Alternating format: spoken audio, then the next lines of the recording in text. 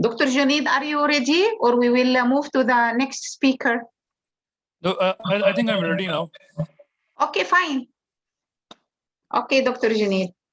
So Dr. Junaid Nazar, he is working, serving as a head of the nephrology section in the World Academy of Medical Science in Islamabad. Also, he is, as I think I make introduction for you, doctor, but again, he is a member of many societies like the Renal Association, Royal Society of Medicine, European Society of Nephrology, and also he has many publications. He has over 96 publications in different journals. Welcome, doctor. You can go on.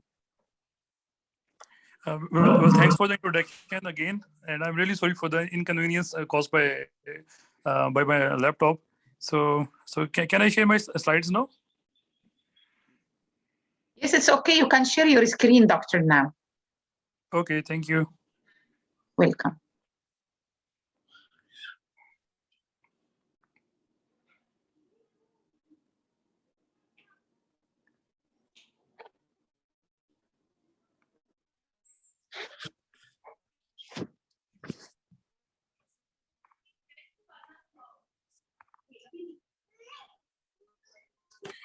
Well, my name is Dr. Junaid, and I'm a practicing doctor with the Tertiary Care Hospital in Pakistan, Islamabad, Pakistan, and we guys are really facing such sort of issues, especially with the fake and the publishing data which is available online. Because as we are practicing doctor here, and due to COVID-19, everybody is suffering and has suffered a lot.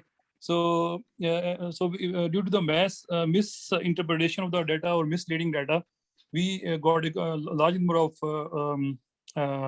wrong remedies or treatments in reference with the COVID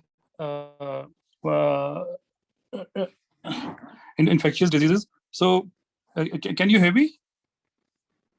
Yes, doctor, clear. Yeah, go on. We are hearing you. Yeah, very clear. Okay, thank you. Okay, so because we faced a lot of patients here, so then I came across with this Asian Council of Scientific Editors conference. So I thought I should speak up with my mind, and came along with some certain sort of ideas to how can we stop this pediatric journals publication, because nowadays this has become some sort of a business, $1 million business in fact, because everybody is going online, and from Google they are doing their research work, and they have become a Google doctors, unfortunately, and they have come with the wrong remedies for the treatment of COVID-19. So it was the reason I just came up with this presentation. So first of all, in Pakistan, I think we guys are lacking some sort of infrastructure, which that must be improved, that must be strengthened, along with the collaborations of political. Dr. Junaid, the screen is not moving, is it? But I see in the corner 1 of 24, so it might. Yes, it's not moved to the next screen. Well, I'm just. Is there as many slides or what? No, they are not many slides. They are just fewer slides. I'm just trying to give the okay, fine. Some sort of summary, and then I will move on towards my slide. Okay, go on. Okay, so yes. It's up. So anyways, I will come towards my presentation. In this presentation, I would like to outline. I'm going to sort of talk about a bit of importance of research work. And then I will talk how can we avoid predatory journals, especially in reference with the young researchers who are really unexperienced, and might be it will become some sort of inspiration for them. And then I will also talk about plagiarism and how can we avoid from this plagiarism. So, as we know that there are a lot of journals which are open access. Then there are limited access journals, and then we came across with the predatory journals. we know there are certain sort of definitions which are available with pediatric journals, and the definitions does include all of them are surrounding one sort of a around some sort of idea that and it is that that the low quality data, which is basically unethical academic publishing that is usually open access to everybody. And the second definition which I came across is that in academic publishing, pediatric open access publishing is an exploitative open access business model that involves charging publications fee to authors without providing the editorial and publishing services associated with the legitimate journals. Because I think as I'm a medical doctor, so we guys are practicing evidence-based medicine.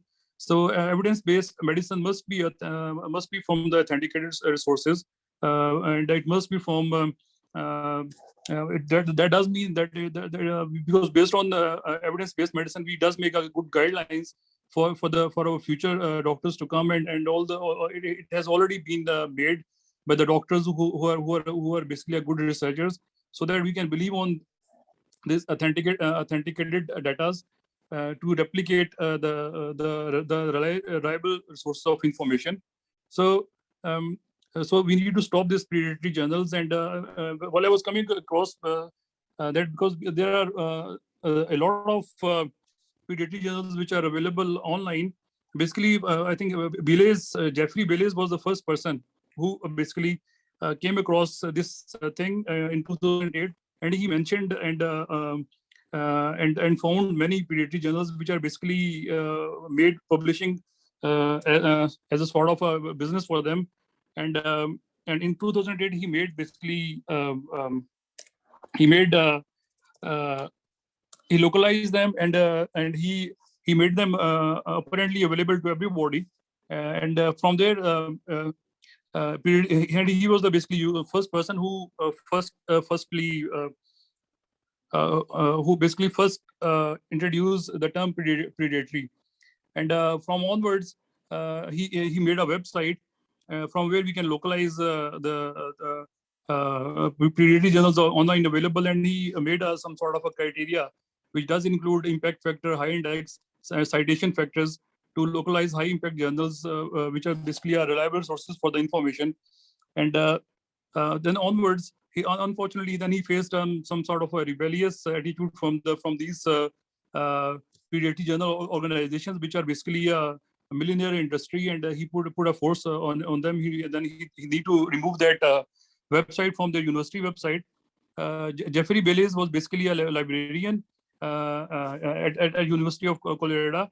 And then afterwards, then he after some time he made up his own website, and then there was other website which was basically named Stop Pediatric Journals.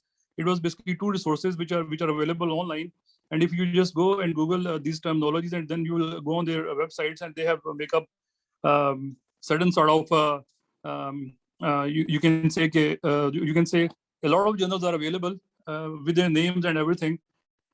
So before publishing your research articles, or before publishing your data or review article or systematic reviews, you can go and check with pediatric journals whether if it is available, if your journal is available online with these websites. Please don't publish your data or your research article over there, because I think just to manufacture a research article or just to write a research article, publishing article is a sort of end stage where you can make your research available to the world. And if it is going to be published with pediatric journals, then all of your credibility, being an author or it will basically it is going to finish. And I think the term which you use, begin academics, is basically academic reputation.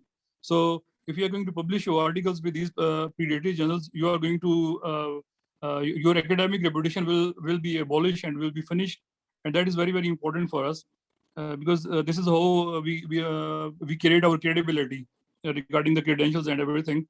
And unfortunately, in our Asian countries, the new researchers or the young researchers, unexperienced, researchers who are really in a hurry to get their article published, to get a fame, to become an editor, or chief editor, or and to get early fame for nothing, or because pediatric journals used to hunt these young researchers.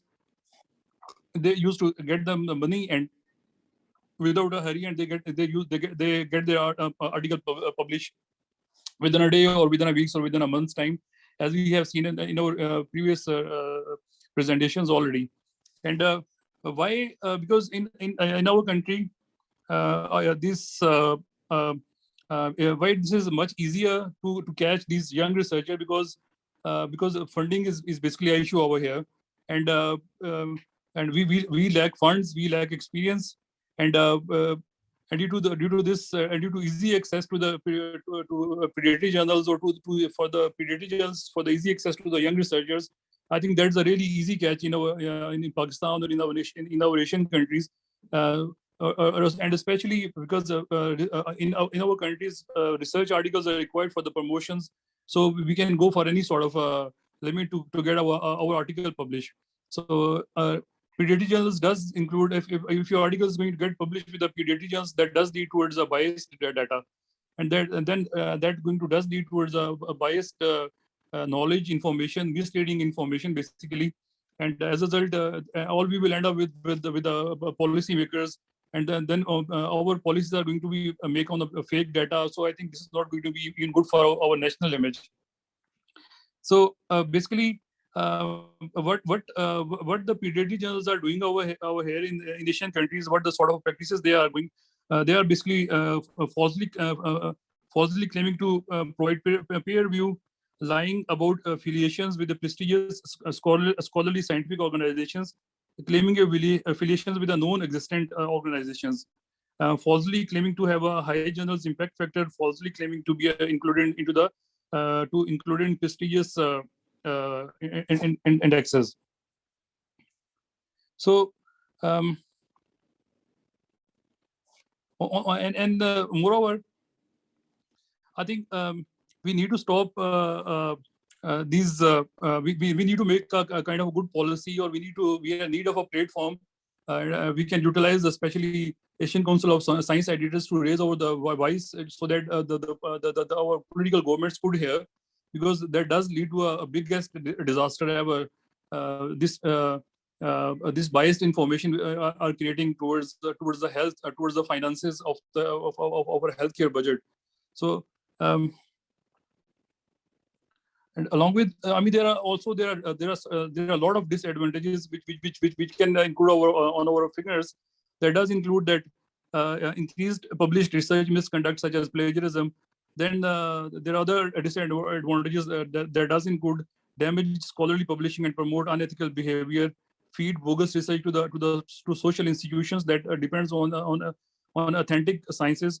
And also, they are putting taxonomy, poor quality of the research articles. Pediatric publishers are corrupting open access, and even if anybody has a good quality research article, and if it is going to get published over there, I mean, the reputation of the publisher plus his hard work of years in the form of dissertations or in the form of research articles or any sort of research article methodology he's preferring, everything is destroyed. His money, his time, I mean, everything is destroyed, because unfortunately, pediatric journals are not legitimate.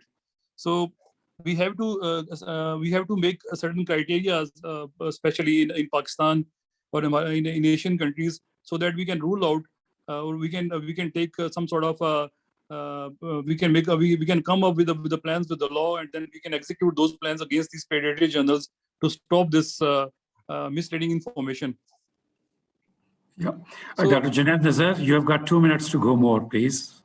Okay. So the methodology is basically what they do. Basically, they hijack the journal websites, and they used to send a lot of emails to the scholars, just using attractive words and giving them the titles of the doctors or professors, just to attract their, just to convince them to publish their articles with them. And so I have worked with the NHS. if we study the structure of NHS, so so this is I think a slide is available. Here we can see that that they have established such an extensive or infrastructure for their research work that every bit of they have covered every aspect of it. You can see this website that all of their that does include Northern Ireland, Scottish clinical, then clinical research collaboration of CIMRO, then the National Institute for the Health, NIHR. I mean, they have covered on all of their primary care levels, secondary care level, and tertiary care level. So that does mean that the research work is so important to them. So what does a good infrastructure conclude that you can come up with you can establish and fund the good research infrastructure, thus leading towards conclusive results. Then obviously facilitate and provide for a good cost services for the patients, facilitate patient into the studies, and provide and deploy resources for the research management too. So that does mean that good research infrastructure is really mandatory for for our Asian countries. So no, there was a next issue, plagiarism, because this was one of the hot issues which we are facing. I think more or less we are familiar with the plagiarism word, because there are different sort of a plagiarism, that there is a sort of a copy of other ideas without informing other researcher, or basically doing a sort of a kidnap of the other research articles. It could be intentional, unintentional, careless paraphrasing that does include poor documentation, quoting excessively. I'm just rushing because I just need to finish the presentation. So we can avoid plagiarism by quoting, by paraphrasing, by summarizing our research articles, just to stop replication of data, basically. Because I think plagiarism is the biggest reason our good or original articles are getting rejected by the good articles.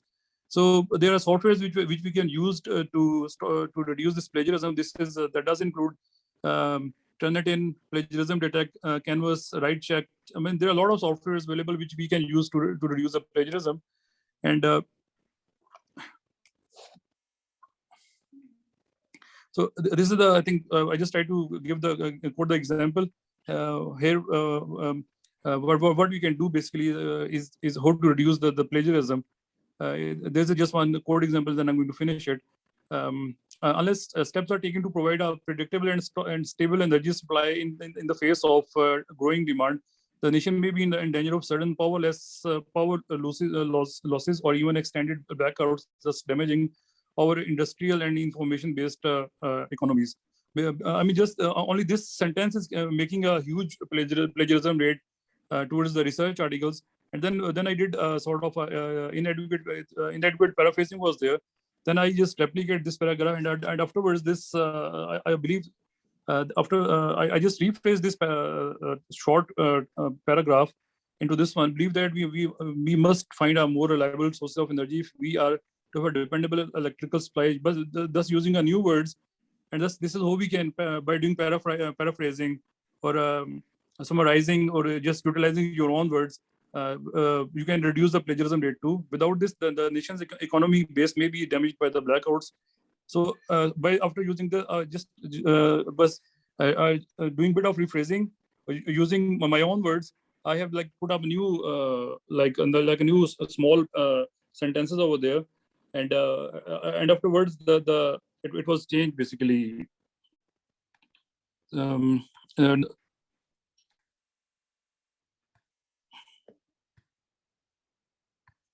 I just small of a paraphrasing by using this a lot of softwares available online, and then my plagiarism was much reduced after this.